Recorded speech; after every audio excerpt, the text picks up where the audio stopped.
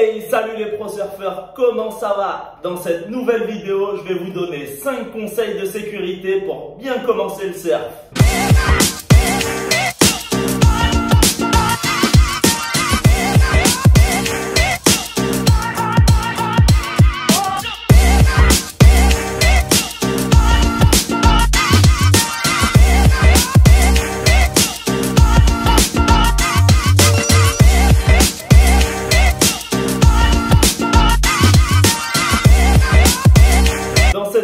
Je vais essayer de vous donner quelques tips pour bien commencer, pour pas se faire mal, pour être en sécurité dans chaque session et surtout ne pas se dégoûter du surf. Je vois énormément de monde qui vont dans l'eau tête baissée, qui veulent pas prendre de cours de surf et qui se font peur, qui se font mal. Et ensuite, quand on les récupère en cours de surf, ils ont toujours une appréhension, que ce soit la peur des vagues, la peur des autres, la peur des cailloux. Ils se sont fait mal pour X raisons, on sait même pas pourquoi, même eux ne le savent pas, mais ils ont eu un petit choc et ensuite ils ont vraiment du mal à reprendre la motivation et surtout le courage de refaire du surf. Donc pour vous éviter tout ça, je vous donne 5 petits conseils de sécurité. On va commencer directement avec le premier qui est un des plus importants, c'est de bien choisir le spot de surf en fonction de votre niveau. Ça c'est très important. Moi j'habite en Guadeloupe, ça fait des années que je suis en Guadeloupe et des fois je suis au spot du Moule ou de Anse-à-la-Bouelle, c'est des spots quand même très dangereux. C'est des spots pour du gros niveau et je vois plein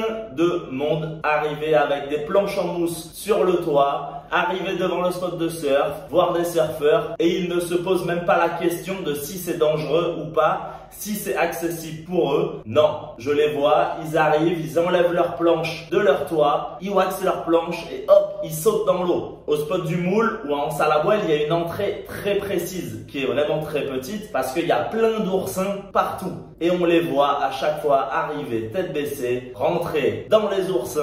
Du bord, t'as pas l'impression que les vagues sont grosses et en fait, ils en prennent plein la tronche. Ils se retrouvent dans les oursins, ils sortent de l'eau et voilà, ça en fait 2 de moins qui ne surferont plus.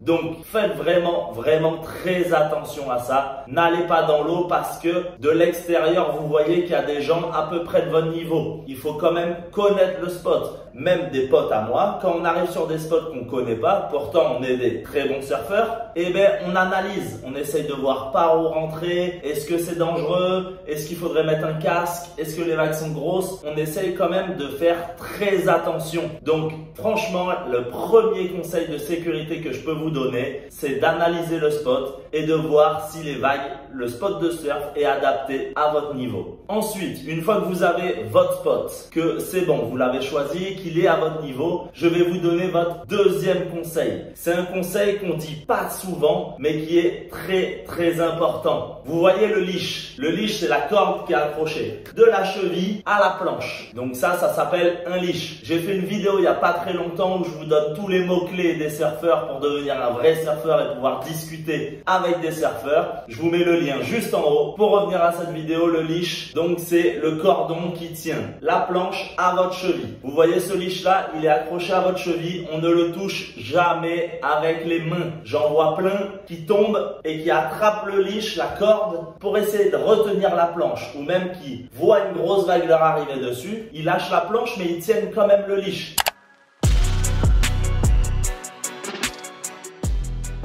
C'est très dangereux. Si le leash s'entoure autour de votre doigt et que ça tire, le doigt peut s'arracher. Donc faites attention à ça, ne tenez jamais votre leash dans la main. Il est accroché à la cheville, on tire la cheville pour la ramener vers soi et on prend sa planche. Ou si on lâche sa planche pour plonger, on laisse se faire tirer la jambe, mais on ne tient jamais le leash avec les mains. J'espère que ça, vous l'avez compris. On va maintenant passer au conseil numéro 3. C'est un conseil qui paraît banal, mais encore ce matin, j'étais en train de faire un cours et j'en ai vu le faire. Donc faites attention. Peu importe le spot de surf, que ce soit un spot de beach break, donc de sable, ou de reef break, donc des cailloux, on ne saute jamais la tête la première. J'en vois plein qui font des plongeons à la fin de leur vague. Faites attention, qu'il y ait de la profondeur ou pas, on ne le sait jamais. Devant une vague, la vague aspire de l'eau, donc il y a toujours moins de profondeur. Vous pouvez avoir de de l'eau aux épaules, vous dire ah c'est bon, il y a de l'eau, mais quand la vague aspire l'eau, vous allez avoir de l'eau aux hanches et faire un plongeon d'une vague de 1,50 m jusqu'en bas, votre tête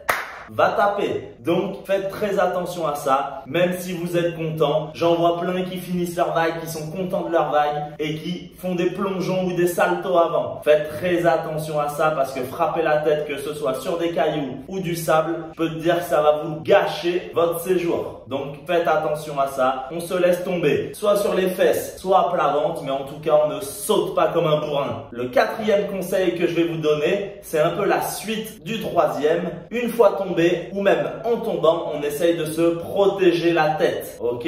À chaque fois qu'on tombe, on essaye de mettre les mains sur la tête. Ça évite, au cas où si on cogne le sol, de frapper la tête. Vous allez cogner vos coudes ou vos mains. C'est moins grave que frapper la tête. Et surtout si la planche vous retombe dessus. Ça aussi, j'en vois plein. Des gens qui rament, qui se mettent debout, la planche elle pique, hop, ils tombent en avant et ils sortent la tête de l'eau sans se protéger la tête et la planche, bam, elle nous tombe sur la tête. Faites vraiment attention à ça. À chaque fois qu'on tombe, on se protège la tête et on essaye de garder les mains sur la tête le temps que votre tête n'est pas sortie de l'eau. Au cas où la planche est en l'air et vous tombe dessus une fois votre tête ressortie. Donc, on essaye de se protéger la tête. C'était le quatrième conseil de sécurité. On va passer au dernier petit conseil de sécurité. C'est un conseil très très important. Je l'ai mis en dernier. Donc, pour ceux qui sont restés jusqu'au bout de la vidéo, je vais vous le donner. C'est pas un conseil, c'est plus du savoir-vivre quand on est dans l'eau avec d'autres surfeurs. Je vous explique un cas précis. Vous prenez votre vague, vous partez dans la vague, vous surfez la vague et vous tombez. Ok,